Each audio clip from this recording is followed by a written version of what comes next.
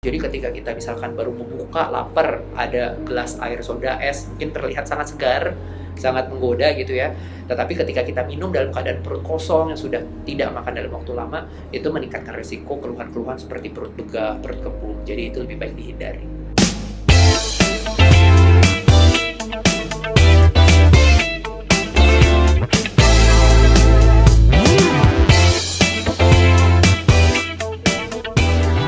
Bagaimana sih pola hidup sehat yang perlu dilakukan selama bulan puasa?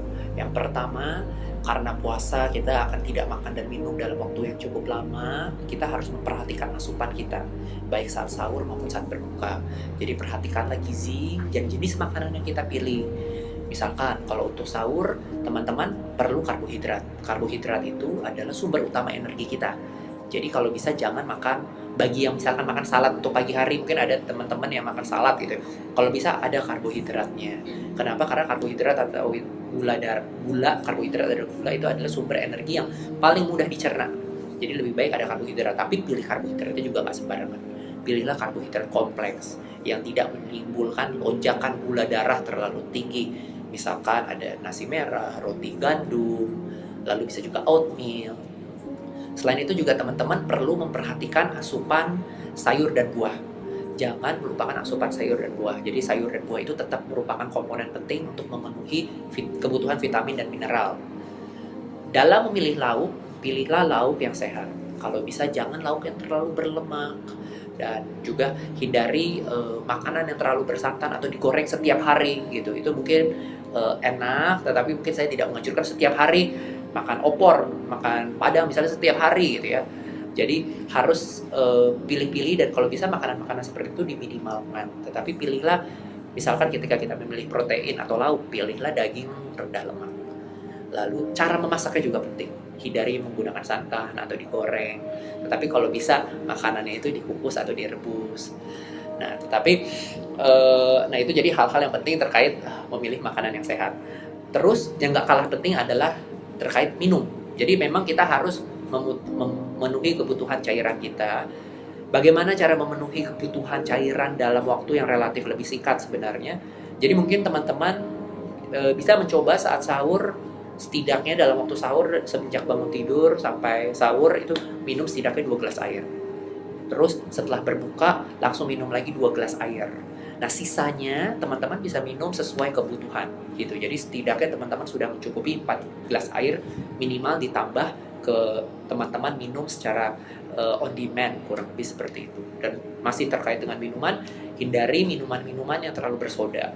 Minuman-minuman bersoda itu selain kandungan gula darah, gulanya tinggi, dia juga bisa membuat perut kembung. Jadi ketika kita misalkan baru membuka, lapar, ada gelas air soda es, mungkin terlihat sangat segar, sangat menggoda gitu ya.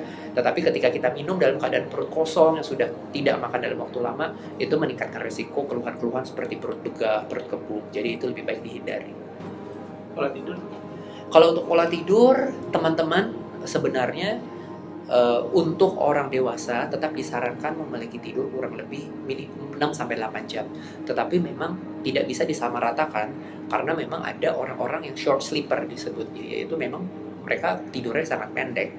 Tetapi panduan umum sebenarnya orang-orang tidur itu untuk dewasa minimal kurang lebih 6 jam. Dan selama bulan puasa juga bukan berarti kita tidak bisa berolahraga. Namun mungkin teman-teman memilih waktunya harus yang tepat gitu. Jadi olahraga lah, misalkan jika memang masih sempat subuh-subuh gitu, saat bangun masih disempatkan setengah jam jogging, itu bagus sekali. Atau teman-teman juga bisa berolahraga menjelang buka. Jadi teman-teman mungkin berolahraga mulai jam 5 gitu, setengah jam lari. Jadi ketika teman-teman haus ya memang sudah saatnya berbuka. Tapi memang hindari berolahraga dia jelas saat puasa, karena ketika kita terlalu berkeringat, kehilangan banyak cairan, dan kita tidak bisa menggantinya dengan cairan dari luar, akan meningkatkan dehidrasi.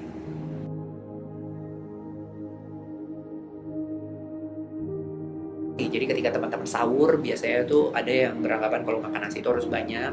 Tapi mungkin bisa saya sampaikan bahwa ini adalah mitos ya. Jadi ini sesuatu yang lebih baik dihindari. Mengapa? Karena makan nasi putih dalam jumlah banyak itu akan meningkatkan gula darah dengan cepat, tetapi memang bertahannya sebenarnya sangat singkat sih, sebentar aja.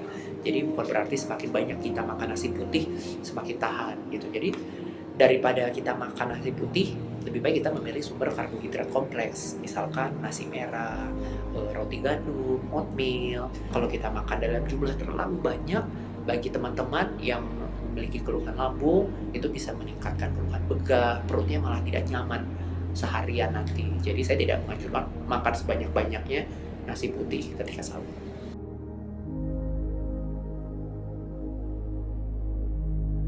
Jadi ketika teman-teman berbuka puasa, pastinya udah lapar, kepengen langsung hajar makan aja apa aja yang ada sebanyak-banyaknya. Tetapi lebih baik dimulai porsi kecil.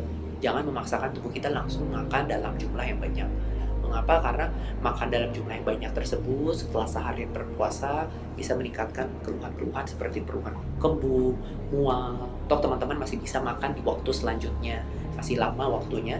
Jadi lebih baik mulai dengan sesuatu yang porsi kecil. Lalu teman-teman juga harus pintar-pintar memilih menu ketika berbuka puasa untuk membatalkannya. Hindari ketika sudah berpuasa, hindarilah makanan-makanan seperti minuman soda. Hindari juga seperti makanan-makanan yang terlalu pedas langsung dimakan. Jadi pilihlah makanan, mungkin teman-teman ketika makan takjil, gelas kecil itu boleh, tetapi hindari makanan yang bersoda dan juga makanan yang terlalu pedas.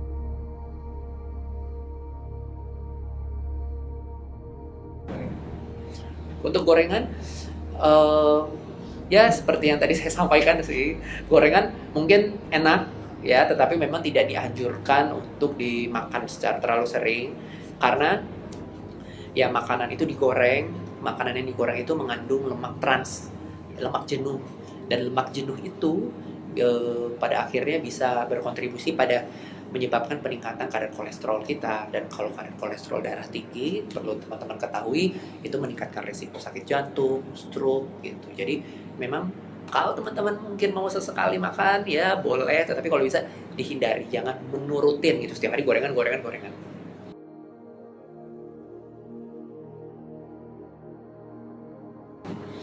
Sebenarnya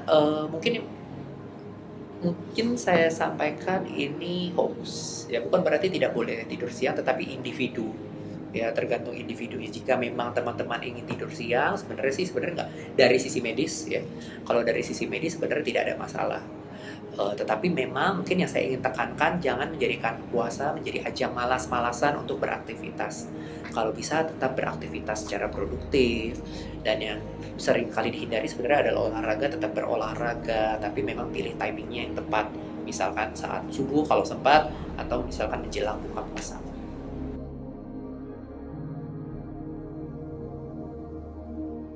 Mungkin jika kita makan satu kali sehari gitu ketika kita berpuasa, dan kita hanya makan pada satu kali sehari, misalkan saat berbuka, menurut saya ini bisa meningkatkan resiko beberapa penyakit, khususnya pada populasi tertentu, pada orang-orang yang memang sakit, misalkan diabetes.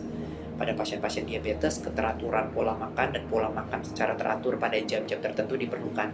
Jadi sepertinya tidak bijak jika makan hanya sehari sekali, misalkan malam, lalu dibablasin sampai buka lagi selanjutnya, karena itu terlalu panjang.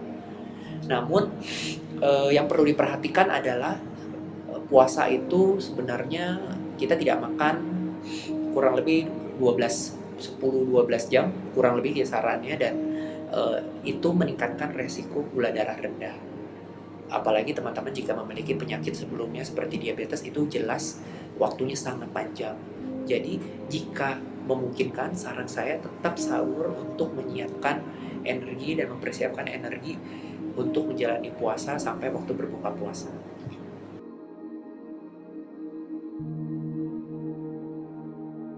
Oke, jadi minum kopi sepertinya kan memang sedang menjadi tren ya, kayaknya itu jadi bagian kehidupan kita sehari-hari. Sebenarnya nggak ada pantangan khusus. Kopi sebenarnya boleh diminum sebagai bagian dari entah sahur atau buka puasa, tapi mungkin beberapa hal yang perlu saya sampaikan. Pertama, dalam keadaan perut kosong, lebih baik jangan minum kopi. mungkin kita makan sesuatu dulu, seperti yang intinya ada karbohidrat, ada protein, makan sesuatu yang memang memiliki nilai nutrisi yang wajib gitu ya. Dan yang kedua adalah pada penyakit-penyakit tertentu memang bisa meningkatkan resiko keluhan kembung akibat kopi. Nah, seperti adalah gangguan asam lambung, misalkan gangguan sakit MA. Jika memang teman-teman memiliki sakit MA, yang memang nyeri perut, suka mual, suka muntah, ya lebih baik hindari makan makanan kopi minum kopi terlebih dahulu.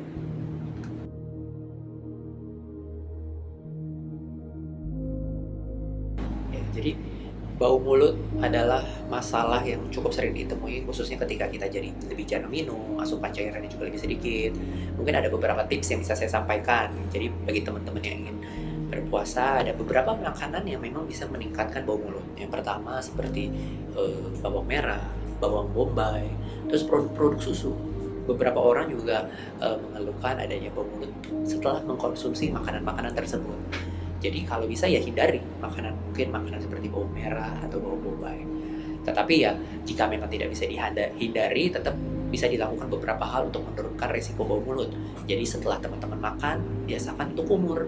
Jika memang tidak ada sikat gigi atau larutan penyegar, ya teman-teman bisa kumur-kumur dengan air putih misalkan. Tapi akan lebih baik jika teman-teman bisa sikat gigi setelah makan minimal 2 kali sehari, atau jika memang teman-teman sedang berusaha untuk menurunkan bau mulut ya sikat gigi setelah makan, atau jika memang repot bisa juga membawa larutan penyegar kecil. Jadi tinggal kumur-kumur menggunakan larutan penyegar tersebut setelah makan. Nah, dengan perilaku tersebut ya semoga keluhan bau mulut bisa diturunkan.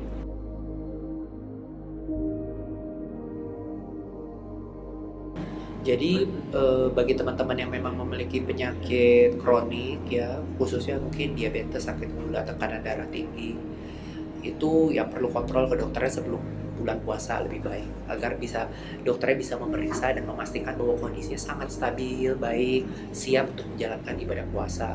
Mengapa? Karena bagi penderita diabetes, kalau misalkan gula darahnya masih sangat tinggi, 400-500, lalu kadang-kadang turun, masih pingpong naik turun.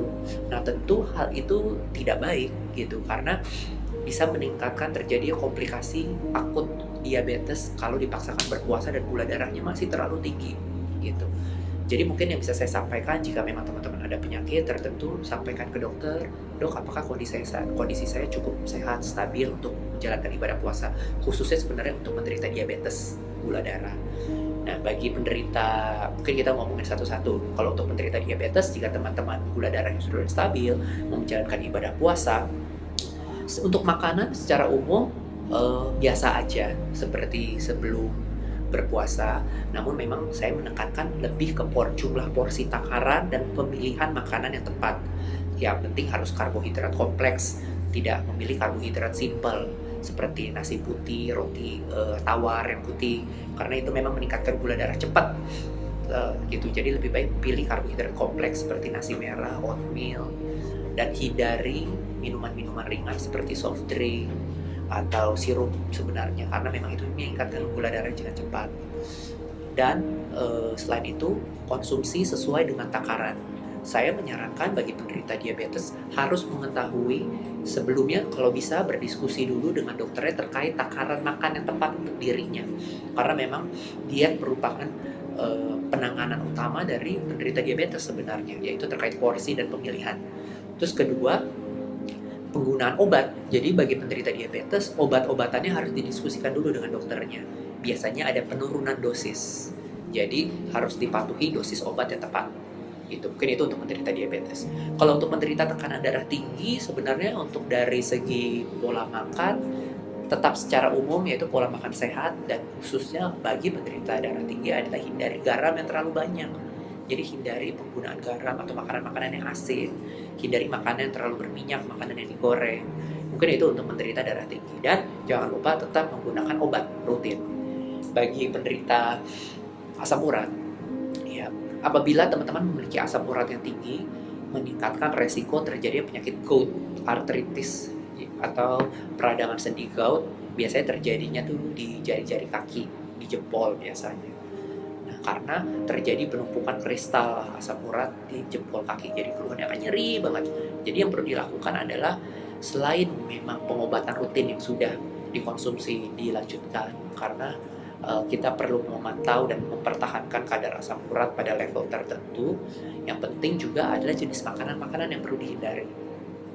Bagi penderita asam urat, hindarilah makanan-makanan seperti jeroan, usus, otak, bagian-bagian organ dalam tubuh, karena memang bisa meningkatkan asam urat di dalam tubuh.